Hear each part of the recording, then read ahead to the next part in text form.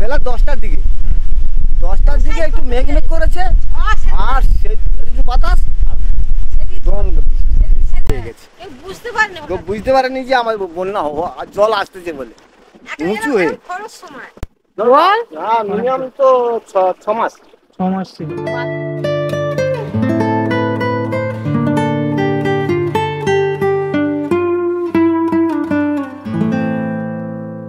এই সব রাস্তা দিয়ে আমি যাচ্ছি, ভাবতে পেরেছো মানে কেমন ধরনের রাস্তা, বিভিন্ন রকমের জিনিস, জুতো থেকে শুরু করে বিভিন্ন রকমের জিনিস কিন্তু রয়েছে।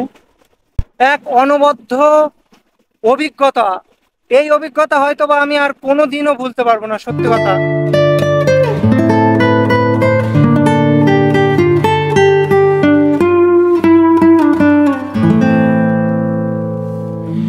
হাই বন্ধুরা, চলে এলাম নতুন একটা ভিডিও নিয়ে। আর আজকে আছে আমি উকিলের হাট। এটা কোথায় সেটা এক্স্যাক্টলি তোমরা হয়তো অনেকেই জানো না। এটা হচ্ছে নামখানা আগের স্টেশন উকিলের হাট। তো আজকে আমি এখান থেকে যাব, মানে এই উকিলের হাট থেকে যাব নিউ বকখালি একটা বীচ। আর যে এখানে কিভাবে আসবে, শিয়ালদা থেকে তোমরা কিন্তু নামখানা লোকাল ধরে কিন্তু এখানে চলে আসতে পারো। নামখানার আগের স্টেশনে কিন্তু তোমার নামতে হবে, মানে উকিলের হাট স্টেশন। স্টেশনটা ঠিক কিন্তু এমনই দেখতে, একেবারে কি বলবো, যেহেতু এটা সাউথ লাইনের শেষ স্টেশনের আগের স্টেশন, এই জন্য কিন্তু তেমন একটা বেশি ডেভেলপ না। এমনি জাস্ট মানুষ নামা ওঠার জন্য যে যতটুকু প্রয়োজন আর কি, ততটুকুই কিন্তু এই স্টেশনটা আছে। আর স্টেশনের ধারে ধারে কিছু বাড়ি ঘরদোর আছে, যারা আর কি মানে যাদের সয় সম্পত্তি নেই বা জলের জন্য ইয়ে হয়, সেজন্য তারা কি আছে। আর এই যে এই সাইডটাতে পুরো কিন্তু মাঠ, আর এই যে এখানে লেখা আছে উকিলের হাট স্টেশন।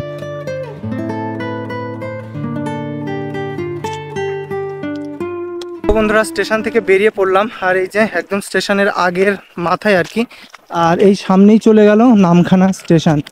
তো এই রোড ধরেই কিন্তু যেতে হবে।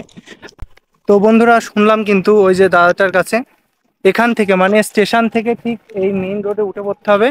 মানে উঠে পড়ে এখান থেকে কিন্তু একটা অটো স্ট্যান্ড আছে বা টোটো স্ট্যান্ড, ওখানে গিয়েই কিন্তু তোমাদের বলতে হবে নিউ বকখালি বিচে যাব। বন্ধুরা, স্টেশন থেকে নেমে একেবারে ডান হাতে যে রোডটা চলে এলো, সেই রোডটা ধরেই আসলে তোমরা কিন্তু এই যে এমনটা দেখতে পারবে। আর এর সামনে থেকেই তোমরা পাবে হচ্ছে অটো স্ট্যান্ড। তো ওই অটো স্ট্যান্ডে গিয়েই কিন্তু তোমাদের বলতে হবে যে নিউ বকখালি বিচে যাব। তো চলো, কিন্তু চলে এলাম এই বাজারে, এই যে উকিলের হাট বড় বাজার, মানে রাজনগর সে বাজারের এখানে।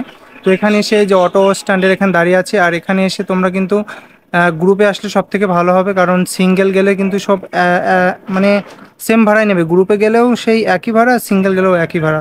তো আমি সাজেস্ট করব যে এখানে এসে তোমরা কিন্তু গ্রুপে আসতে পারো। তো চলো দাদার কাছ থেকে একটু শুনি ভাড়াটা কেমন।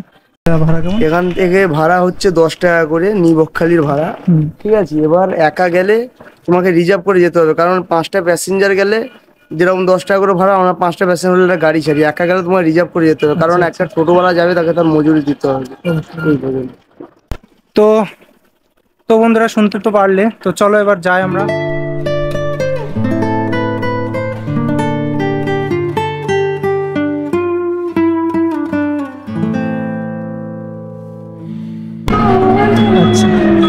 তো বন্ধুরা, মেইন রোড ধরে কিন্তু এই সাইডটাতে চলে আসতে হবে, আর এই রাস্তাটাই এই যে এখান থেকে চলে আসতে হবে।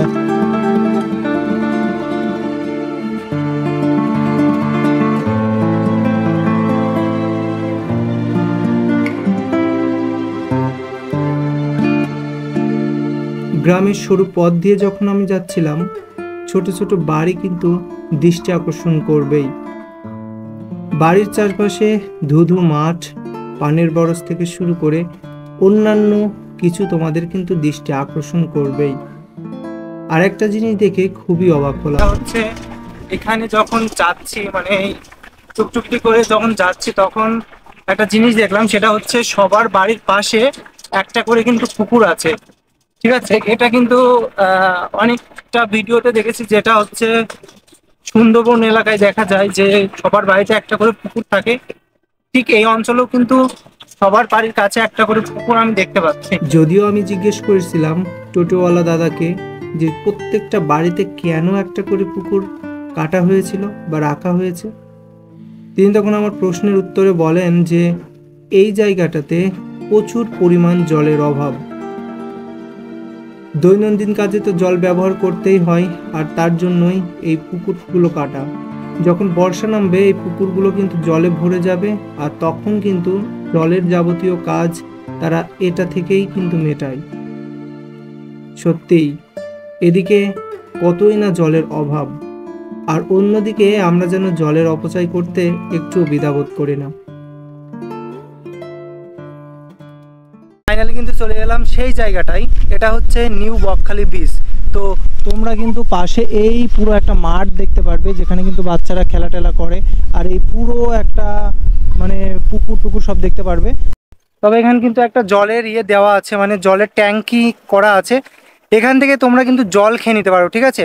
আর এখান থেকে জল খেয়ে কিন্তু তোমরা এই সোজা চলে যেতে পারো। এখানে কিন্তু টয়লেটের ব্যবস্থাও আছে, যেটা কোনো তোমাদের প্রবলেম হলে তোমরা কিন্তু যেতে পারো। চলো আমি এখন ভিতরের দিকে ঢুকছি। আর কি বলবো, মানে এখান থেকে দেখা যাচ্ছে যে পুরো সাগরটা কিন্তু ভীষণ সুন্দর লাগছে আর কি। এখানে একটা প্লাট দেওয়া রয়েছে, আর এখানে লেখা আছে নিউ বকখালি, তেমন একটা বেশি বোঝা যাচ্ছে না। ফাইনালি কিন্তু ঢুকে পড়লাম এই সেই বনের ভিতরে। আর এই জায়গাটাতে কিন্তু খুবই ঠান্ডা একটা পরিবেশ, একদম বলা যায় যে মনোরম ঠান্ডা একটা নিস্তব্ধ পরিবেশ। তো চারপাশে তোমরা দেখতেই পাচ্ছ যে চারপাশে প্রচুর পরিমাণ গাছ আছে, প্রচুর গাছ। তো আর এখানে যারা আসে আর কি, বিশেষ করে তোমার হচ্ছে টিকনিকই করতে আসে, মানে চারিদিকে সব নোংরা আবর্জনা দেখছে আর কি। পুরো সাইডটাতে কিন্তু একদম বলা যায় যে গাছপালায় ঘেরা, মানে এই যে এগুলো সব সুন্দরবনের যেসব গাছ সেসব আর কি, মানে সমুদ্র উপকূলবর্তী যেসব গাছগুলো হয় সেই সব গাছগুলো এখানে রয়েছে, তোমরা কিন্তু দেখতে পারবে। তো ফাইনালি কিন্তু চলে এলাম একেবারে সমুদ্রের ধারে। তো দেখো কি বাতাস বইছে এখানে, অসম্ভব সুন্দর বাতাস, আর তার সাথে কিন্তু বড় বড় ঢেউ বইছে এখানে। তো বন্ধুরা দেখতেই পাচ্ছ কি বড় বড় ঢেউ কিন্তু হচ্ছে এখানে, প্রচুর বড় বড় ঢেউ হচ্ছে। আর একটা জেটু কিন্তু ওখানে সম্ভবত মাছ ধরছে।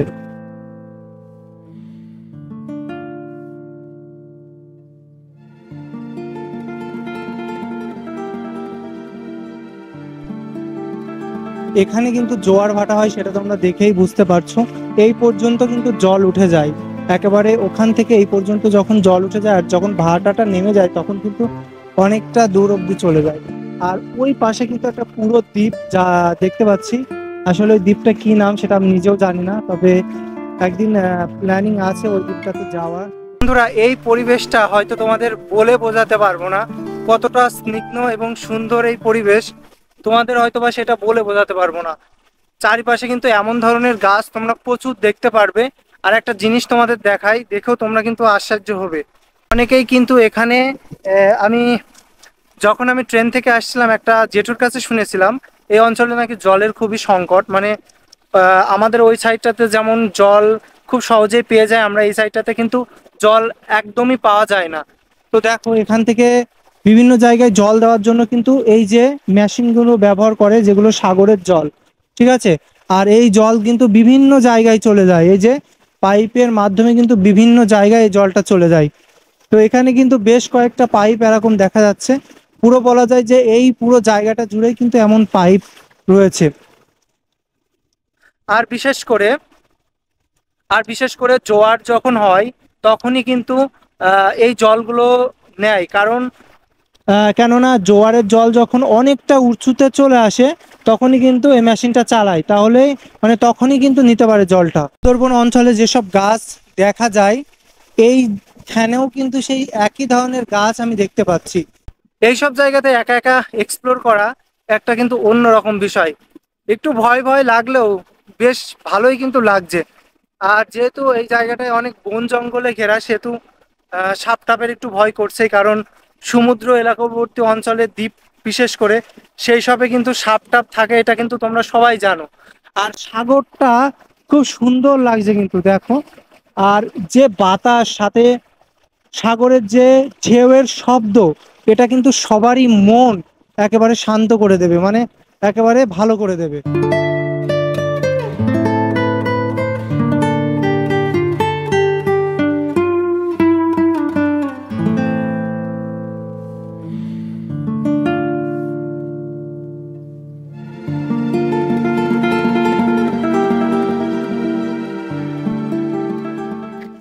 আমি কিন্তু একা একা এবার একেবারে বনের ভিতরে ঢুকে পড়েছি। জানি না এর ভিতরে কি আছে, তবে একটু ভয় ভয়ও লাগছে, আবার অন্যরকম একটা এক্সপিরিয়েন্সও হচ্ছে। কারণ আমি সামনে যাব, সামনের ওই দিকটাতে অনেক কিছু আছে, ঠিক আছে, মানে মানুষজন আমি দেখলাম। আর এই দিকে রাস্তাটা দেখে মনে হচ্ছে এইসব দিয়ে কিন্তু মানুষ চলাফেরা করে, ঠিক আছে, আহ, একেবারে বনের ভিতর দিয়ে। এইসব জায়গায় আসলে পরে কিন্তু একটু গা ছমছম অবস্থা হবে, সেটা হয়তো বা তোমরা বুঝতে পারছো কিনা জানি না, কিন্তু আমি টের পাচ্ছি। একদম শুনশান পরিবেশ, যদি কেউ আমাকে এখানে এসে ধরেও নিয়ে যায় আমি কিন্তু সেটা ইয়ে করতে পারবো না। তো এই হচ্ছে সাগর, আর এর পাশ দিয়ে দেখো কেমন রাস্তা দিয়ে আমি যাচ্ছি। আর এই রাস্তা দিয়ে যেতে যেতেই কিন্তু সামনের দিকে জানি না কি আছে, ওই সামনের দিকে অনেকগুলো মানুষকে আমি দেখতে পেলাম। এই জন্যই কিন্তু ওই দিকে যাওয়ার একটা পরিকল্পনা নিয়েছি বা যাব। তো এরকম রাস্তা দিয়ে হাঁটছি, ভয় তো একটু লাগছেই, সেটা হয়তো বা নতুন করে বলার কিছু নেই। তো চলো যাওয়া যাক।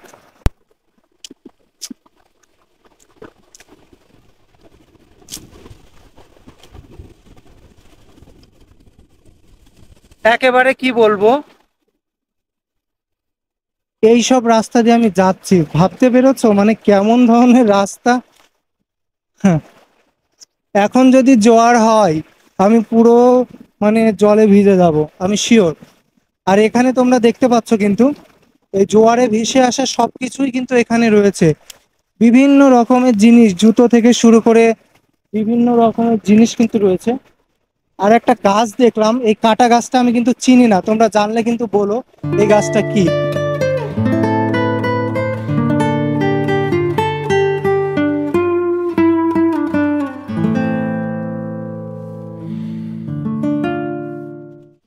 এই যে একটা এক্সপিরিয়েন্স, এই যে একটা অনুভূতি, এটা হয়তোবা তোমাদের বলে বোঝাতে পারবো না। একদম নিরিবিচ্ছিন্ন পরিবেশে একা আছি, একা একা ভিডিও করছি, তো কি বলবো, মানে কাটা ফুটেছে, রক্ত বেরোচ্ছে, দেখা যাচ্ছে অল্প অল্প।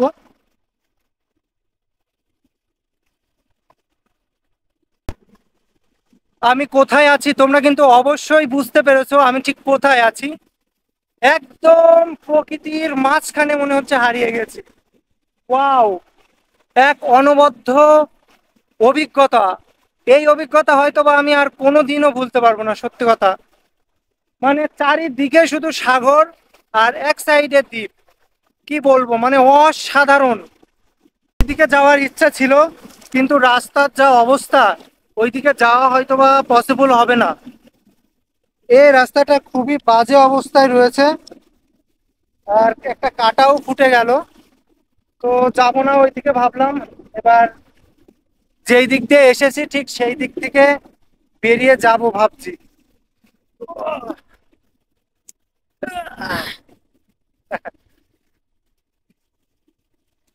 মানে যেই দিক দিয়ে এলাম সেই দিক দিয়ে ঠিক বেরিয়ে যাব ভাবছি, মানে কি বলবো। তো বন্ধুরা, একজনকে দেখলাম এখানে, তার কাছে জিজ্ঞাসা করলাম যে দাদা ওইদিকে যাওয়া যায় কি না। তো দাদা বললো না, ওইদিকে যাওয়া যায় না। তো আমি এই রাস্তা ধরেই আসছি। ওয়াও, মানে মনে হচ্ছে যে এখানেই থেকে যাই, এমন একটা পরিবেশ, কি বলবো। আর সাগরের থেকে কিন্তু বিভিন্ন জিনিস ভেসে আসে, সেটা তোমরা কিন্তু অবশ্যই দেখতে পারবে এখানে আসলে পরে। মানে জোয়ারের জলে যেসব কিছু ভেসে আসে সেইগুলো কিন্তু সবই এখানে দেখা যায়।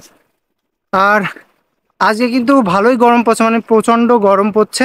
তার সাথে সাগরের পাশে আসি বলে তো মনেই হচ্ছে না, মনে হচ্ছে ঠান্ডা একটা আবহাওয়া। আর এবড়ো থেবড়ো রাস্তা একেবারে পুরো, দেখতেই পাচ্ছ তোমরা। তো বন্ধুরা, তোমরা যদি কাকদ্বীপ বা নামখানার আশেপাশে তোমরা আসো কিছু সময়ের জন্য, আধা ঘন্টার জন্য, অন্তত আধা ঘন্টার জন্য, তোমরা কিন্তু এই জায়গাটা এসে ভিজিট করতে পারো। খুব সুন্দর একটা পরিবেশ, মানে মনোমুগ্ধকর একটা পরিবেশ তোমরা কিন্তু দেখতে পারবে।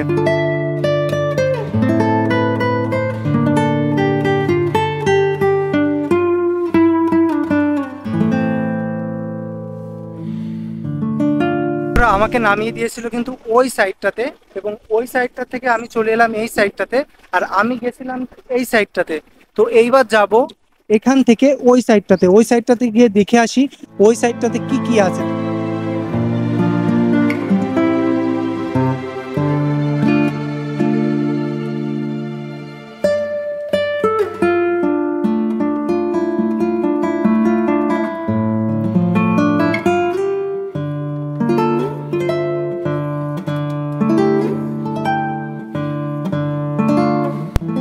ওই দিকটাতে যে আমি যেটাই দেখেছিলাম অনেকটা ঠিক তেমনই এই দিকটাতে। তবে তোমাদের একটা কথা বলি, বকখালি যাওয়ার আগে তোমরা কিন্তু এই নিউ বকখালি এসে তোমরা ঘুরে যেও, খুব সুন্দর একটা জায়গা, পরিবেশটাও খুব সুন্দর, গাছপালায় ভরা, যেখানে তোমাদের রোদের কোনো ভয় থাকবে না আর কি। মানে এদিকে তো সাগরের যে বাতাসটা সেটাও থাকছে, সাথে কিন্তু গাছপালার যে ছায়া সেটাও থাকছে, একসাথে কিন্তু তোমরা দুটো জিনিস উপভোগ করতে পারবে। তো মাসি বাড়ি এখানেই তো, তাই না?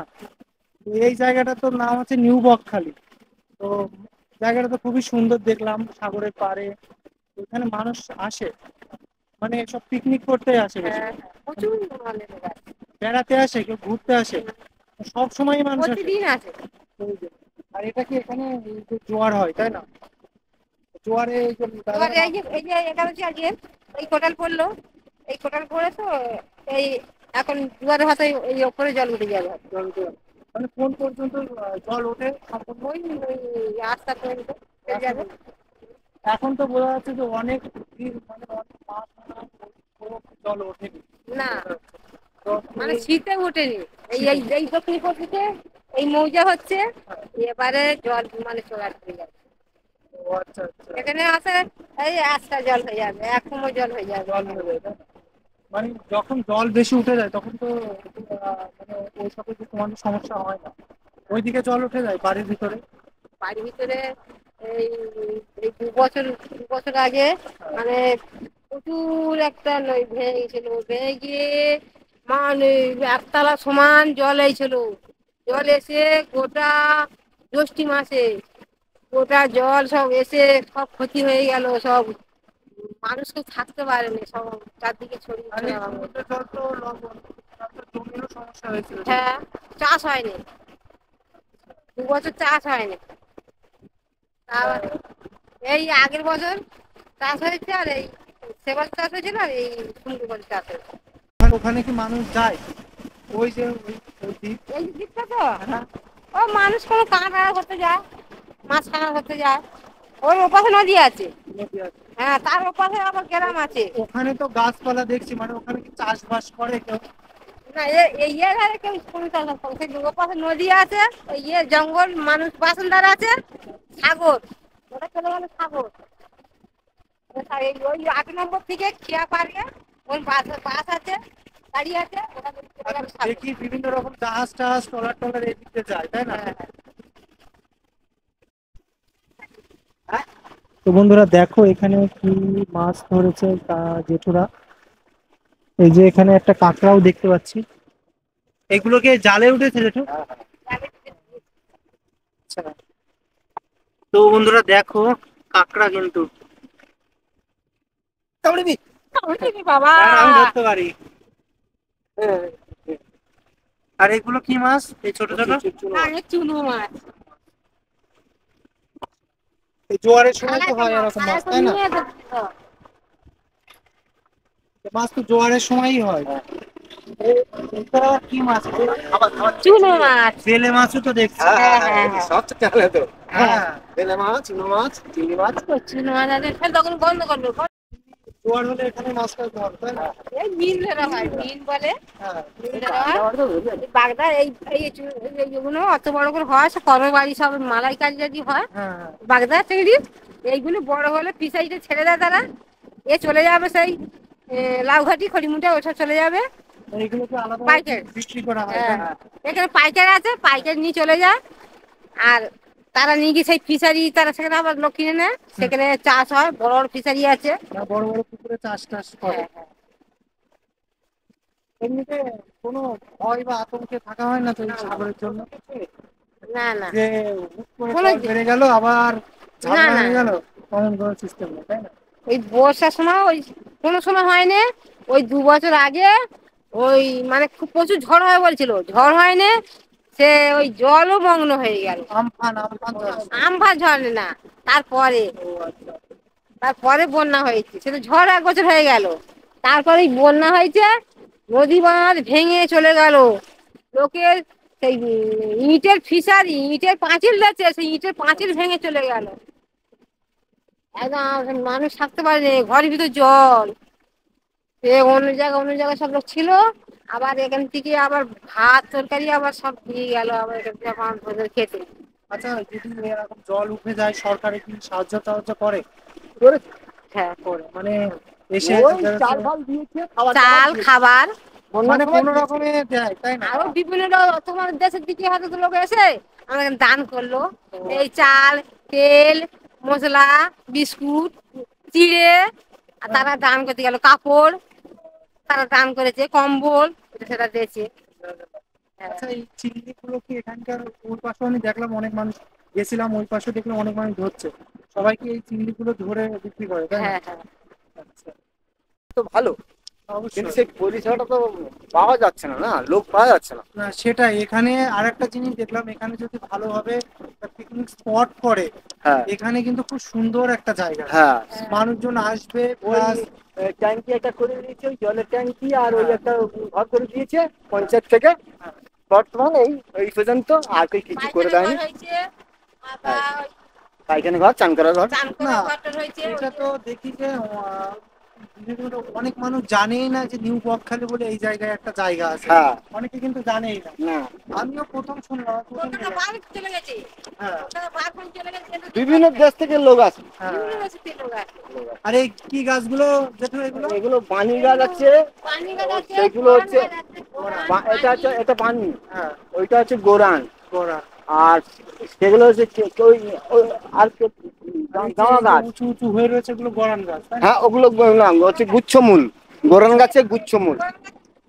হুট করে হয়ে গেল। হ্যাঁ, হুট করে হয়ে হুট গেছে। করে এমন হয়ে গেল, সে মানে বুঝতে ধারণা করা ধারণা যাবে না।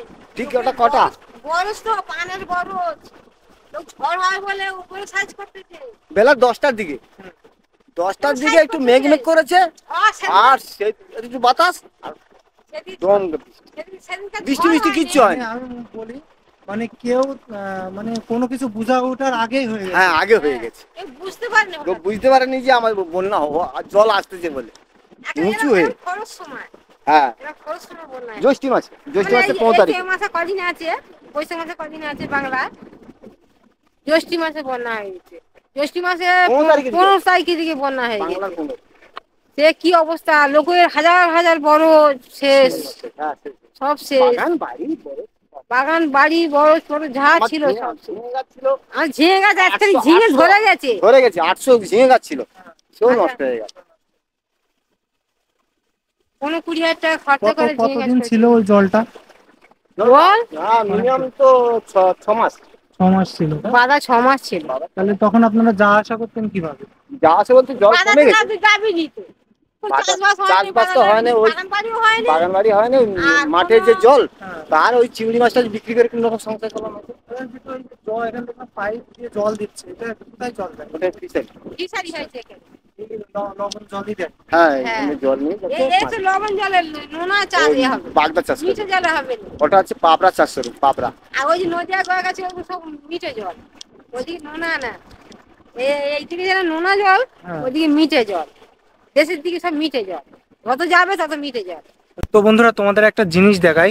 ওই যে জেঠুটার সাথে কথা বলছিলাম, জেঠুটা যে জিনিসগুলো ধরছিল, মানে যে মাছগুলো ধরছিল বাগদা চিংড়ি, তার সেই চিংড়ির সেই ছোট ছোট যে পোনাগুলো, সেগুলো তোমাদের দেখাই, দেখো।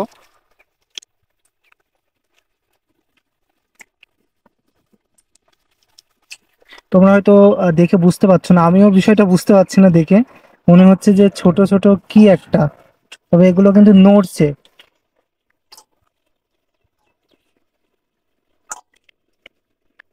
যে জেঠুর কাছ থেকে আমি কিন্তু শুনলাম সবকিছুই, মানে বন্যা একবার হয়েছিল, কি অবস্থা পরিণতি হয়েছিল এখানে। তো যাই হোক, সব মানে বুঝে ওঠার আগেই কিন্তু সবকিছু শেষ হয়ে যায় আর কি। তো ঠিক এমনই, মানে সাগর পাড়ে যারা থাকে বসবাস করে তারা কিন্তু সবকিছু বুঝে ওঠার আগেই সবকিছু শেষ হয়ে যায়, তবুও কিন্তু তারা ওই যে আশায় বাসে চাষা সেই পরিস্থিতিতেই কিন্তু তারা হচ্ছে এইভাবেই থাকে। তো আর কি বলবো বন্ধুরা, আজকের ভিডিওটা এখানেই শেষ করছি। ভালো লাগলে অবশ্যই সাবস্ক্রাইব করবে চ্যানেলটা, লাইক কমেন্ট তো থাকছেই, আর তোমরা কিন্তু এই নিউ বকখালি একবার হলেও আসবে। বাই।